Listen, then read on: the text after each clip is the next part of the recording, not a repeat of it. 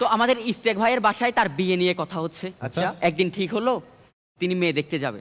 তো যাওয়ার আগে সবাই বলতেছে, দেখ ইস্তেক, তুই আজকে মেয়ে দেখতে যাবি, একটা কথা খেয়াল রাখবি, মেয়ের বাবা হয়তো খুশি হয়ে তোরে কিছু দিতে চাইবে, তোরে যাই দিতে চাইবে তুই তার থেকে একটু বেশি কিছু চাইবি।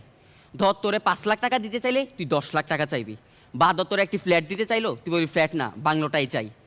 তো ইস্তেক ভাই বললো, আচ্ছা ঠিক আছে, কিন্তু ওরা তো ওদের মেয়েকে বিয়ে দিতে চায়, আমি কি চাই মেয়ের মাকে চাইবো?